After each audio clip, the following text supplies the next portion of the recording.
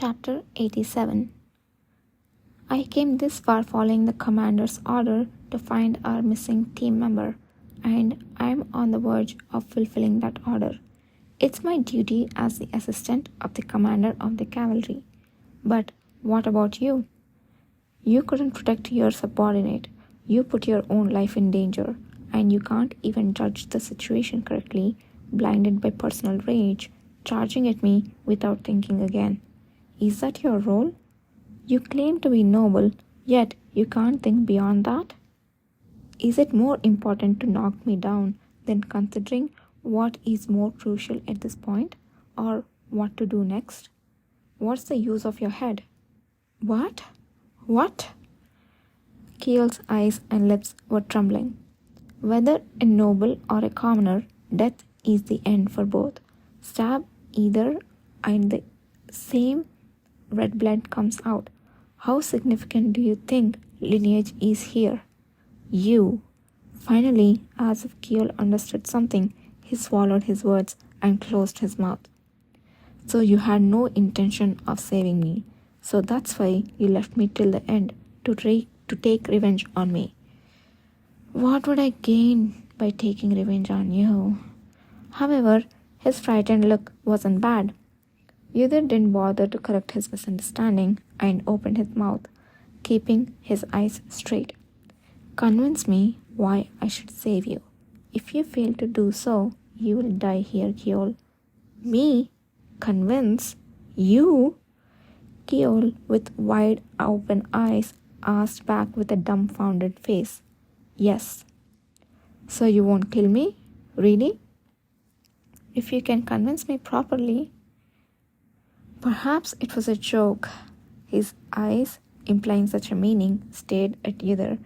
But as time passed and he saw Yudhir patiently waiting, his expression slowly distorted. He must have never had to contemplate whether to live or die until now. He must not be so stupid as to prefer dying rather than trying to persuade Yudhir in this situation. At least Yudhir wanted to believe that. Yudhir keenly observed Keol's changing expressions, which was interestingly diverse. Doubt and confusion, a sliver of hope, and the stubborn pride named self-esteem struggling within anger and pain, and all this gradually crumbling, leaving behind only one emotion. If you let me out of here, then yes, my father will reward you. At last, the first words Keol managed to say were just as Yudhir expected. Rejected? Why? As soon as Yudhir shook his head, Keol shouted in anger with flushed face. Why? Because it's unnecessary. Next. Unnecessary? This is the Diarca family we are talking about. The reward of Diarca. Commoners like you die for money. What else do you need? Treasure? Would jewelry do? Or maybe a sword? Do you want a fine horse? I don't care whether it's money, jewelry, or treasure. I don't need any material things. Convince me with something else. Damn it! Then a position. I'll give you a position. Would a regular knight position in the Imperial Knights do? Rejected. Why would he care about the Imperial Knight, which would become an insignificant group a few years later? Yudhir frowned and shook his head without a second thought. Over Keol's face, anger and worry mixed and rippled. Very well. I will speak to my father and request him to promote you to the position of the cavalry commander. It won't be immediate, but it should be satisfactory to you. Cavalry commander? Yudhir nearly laughed out loud. Besides, it being the most absurd proposal Keol had made so far, it was preposterous that a mere one of the countless children of the Diarca ducal family, not even an heir, would so lightly suggest such a position. It shows how much regard the Diarca house has for the cavalry. Feeling fortunate that Kishir was not present, Yudhir responded coldly. How many times do I have to tell you that I am not interested in anything related to status or power? Damn you, then what else would you possibly want? Do you always need to give something to persuade someone? Is that it? Besides, you don't have the power to give anything you have mentioned yourself. That's not persuasion. For a moment, Kyol's expression was as if he had heard something he had never contemplated in his life. What I demanded was for you to provide a reason for your survival here, not pointless wealth or status. Can't you even offer that simple thing? Do you really believe that you're superior to the dead when you can't? At least Kyol's dead subordinate knew when to kneel before his enemies in order to survive. Of course, it wasn't a good method. It led to his death after all. But at least he was better than the current Kyol. The reason why everyone here has paid you is not because you're great, but because they simply wanted to know about your lineage. Apart from that, there's currently no reason for you to live. Why should I go to the trouble of saving you, who is destined to die anyway?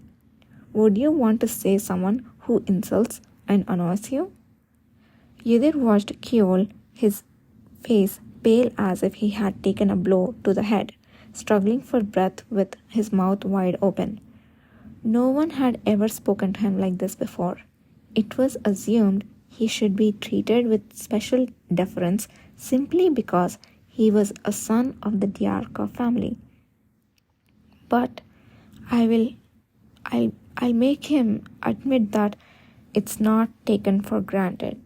After all, Kyol had to be saved and sent away from here. Then, at least, this much should be corrected to make his life worth saving. It was worth the effort for the sake of the future matters. But the other prisoners, they were just saved. Why only me? Whether he was convinced within Yudhir's whole case that his status or ability had no meaning in the current situation, Kyol's voice faded. He was experiencing the feeling of being fundamentally denied for the first time in his life. There had been countless people who had criticized and looked down on him, but they never have been able to ignore his noble status and the name Diarca. His status and power were the strongest armor that had supported Kyol the Diarca. But now, with that armor gone, Kyol was swallowed up by an indescribable fear and emptiness. They were innocent imperial citizens who were imprisoned simply because they awakened some power. Of course, they should be saved. So, are you saying that I'm worse than those commoners? Worse, Yudhir replied firmly. Even after being defeated twice, you still refuse to acknowledge your weakness and continue to pointlessly brandish your sword. How could you be the same as those who understand gratitude?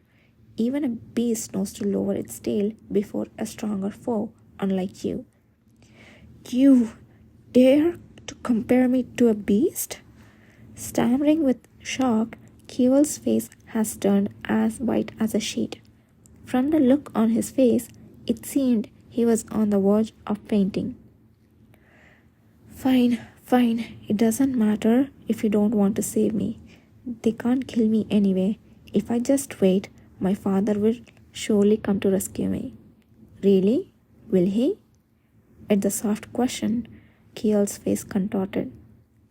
No one knows you're missing right now. The knights who came with you for the training aren't even looking for you. So, how would your father know? There's plenty of time for these guys here to kill you and bury your body. What? There will be no change even if you die, Kyol. The death of a non-heir during a training accident wouldn't be surprising. Even if the perpetrator is revealed, the noble families won't feud over it. It's just that simple. You are simply that insignificant. At that cold declaration, Kyol's ragged breathing stopped completely. Even if he was foolish, he was a member of a noble family, and he would have realized that Either's words were accurate. The words were true, so he couldn't argue against them. It seemed like he finally grasped the reality before his eyes, unable to express his anger. Either looked at Keol's face, sensing that he had finally made a dent in his stubborn obstinacy. Well, if you want to die, I won't stop you. Is our conversation over? All right, it seems there's nothing more to say. Wait. Keol urgently called Either. I get it. You are stronger than me. I'll admit it. I'll apologize too. Either, who was about to turn away, stopped his movement. To hold on to him, Keol struggled with all his might, trying to lift his head. If calling you a commoner made you angry, I take it back. If you let me out of here, I promise I will never challenge you to a duel again. If you ask me to, I will do anything I can. His bound hands gripped Either's rope tightly. So, please save me. I don't want to die here. Finally, the answer he wanted to had come out.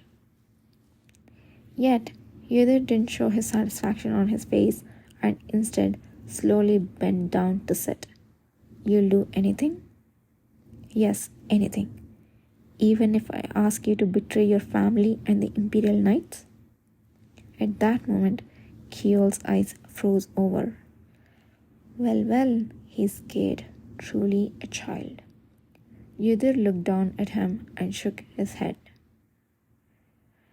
Of course, I don't have that intention. You're not competent enough for such a task. You bastard, you're making a fool of me.